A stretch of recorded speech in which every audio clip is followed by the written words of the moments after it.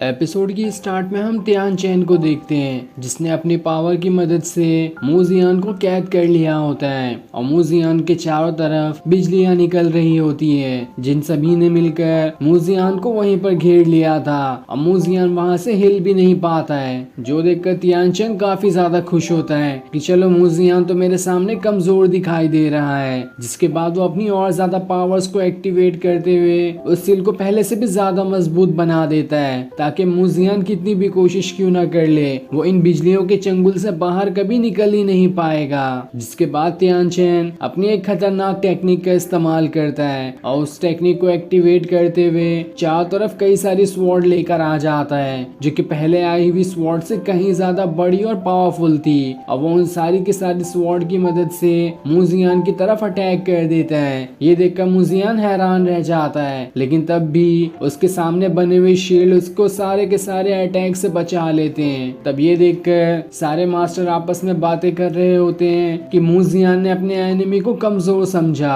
उसे लगा कि तियान चैन इतना ज्यादा पावरफुल नहीं होगा इसलिए वो उसे आसानी से हरा सकता है, लेकिन ऐसी बात नहीं है। तियान चैन तो काफी ज्यादा पावरफुल है। वो उन सभी को कुछ पुरानी क्लिप्स भी दिखाता है जब तियान चैन मूजियान पे अटैक कर रहा था। तब उसके अटैक करने के टाइम वहाँ पर एक मंत्र लिखा गया होता है जिसमें तियान चैन की पावर और लेवल के बारे में लिखा हुआ था, लेकिन इस पे मूजियान ने ध्यान नहीं दिया इसलिए उसने तियान चैन को कमजोर समझा। जिस वजह से जैसे ही एक मौका मिला तियान चैन को उसने अपनी पावर की मदद से उसे कैद कर लिया। अगर मूजियान पहले से ही तैयार होता तो शायद ऐसी नौबत नहीं आती।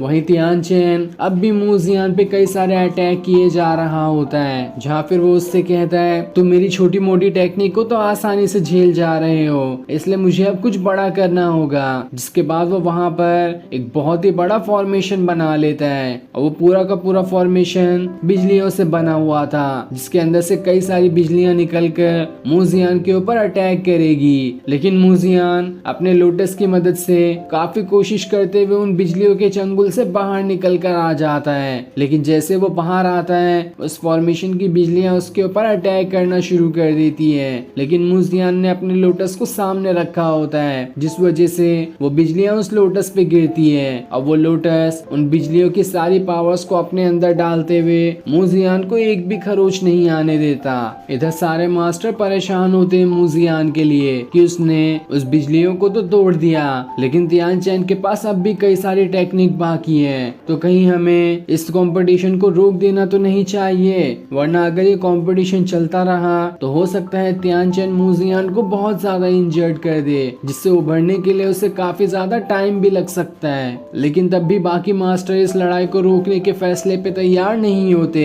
वो सभी ये देखना चाहते थे कि मूजियान के अंदर कितनी हिम्मत है और वो आखिर कब तक अपनी हिम्मत जुटाकर फाइट कर सकता है। इधर तियान चैन मूजियान से कहता है मैंने तो नहीं सुना कि आज तक कभी तुम हारे हो, लेकिन आज मैं तुम्हें हरा ही दूंगा और जितना तुम्हारा नाम फेमस है मैं उन सभी को डुबा दूंगा। जिसके बाद वो वहाँ पर आयरन थंडर स्वॉर्ड को समन करने लगता है जो कि बिल्कुल मूजियान की टेक्निक की तरह ही है और उस टेक्निक में आसमान से एक बहुत बड़ी स्वॉर्ड आ जाएगी जो मूजियान के ऊपर अटैक कर देगी। और अब जैसे ही तियान चैन उस टेक्निक को एक्टिवेट करता है आसमान से बहुत ज्यादा बिजलियां नीचे गिरने लगती है और उन्हीं बिजलियों के अंदर तियान चैन अपने बीस्ट के साथ चला जाता है। और जब वो वहां से बाहर निकलता है तो वहां पर बहुत बड़ी स्वॉर्ड होती है जो सीधा मूजियान की तरफ ही आ रही थी। ये देखकर मूजियान घबरा जाता है कि आखिर ये कैसी टेक्निक है, ये टेक्निक तो बिल्कुल मेरी ही टेक्निक की तरह दिखाई दे रही है। साथ ही ये चीज देखकर वो फीमेल मास्टर और बाकी सारे के सारे मास्टर एकदम घबरा जाते हैं कि आखिर अब मूजियान का क्या होगा,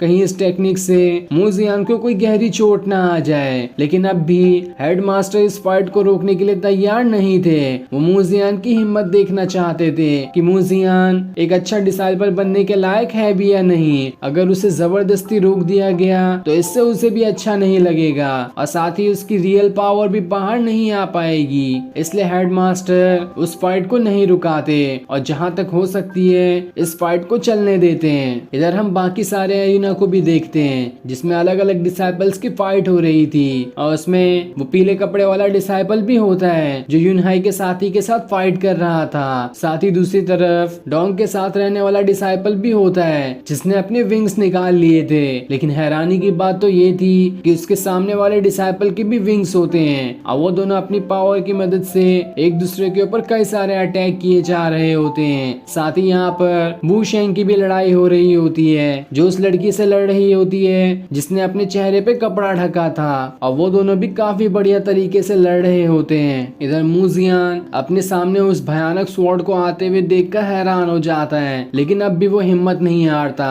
और अब जाकर आखिरकार वो अपनी एक स्पिरिट को समन करता है जो कि क्विनलान एम्पायर की होती है। और जैसे वो उन्हें समन करने लगता है स्पिरिचुअल वर्ल्ड के अंदर, उस पत्थर के अंदर से क्विनलान एम्पायर बाहर निकल कर आते हैं, जो वहां से सीधा उस एरिना में पहुंच जाते हैं और मूजियान के पीछे आकर खड़े हो जाते हैं। तब मूजियान काफी ज्यादा पावरफुल दिखाई दे रहा था और वो अपने क्विनलान एम्पायर की स्पिरिट के साथ मिलकर उस स्वॉर्ड वाले अटैक को रोकने की कोशिश करता है। साथ ही ये चीज देखकर सारे के सारे मास्टर एकदम हैरान रह जाते हैं कि अरे आखिर ये क्या हुआ यहाँ पर। इधर तियान चेन की स्वॉर्ड जैसे ही क्विनलान एम्पायर उनके लोटस से टकराती है वो उन्हें छू भी नहीं पाती और धुएं की तरह बदलकर वहां से गायब होने लगती है। जिसके बाद वो लोटस उड़ते हुए सीधा तियान चेन की तरफ बढ़ने लगता है। वो उस लोटस से बचने की कोशिश करता है और सामने अपना फॉर्मेशन बना लेता है, लेकिन तब भी उसके फॉर्मेशन का कोई फायदा नहीं होता और वो लोटस उसके फॉर्मेशन के साथ उसे भी वहां से जमीन पे पटक देता है, जहां अब तियान चेन अपनी पूरी हिम्मत हार चुका था। इधर हम मास्टर को देखते हैं जो सभी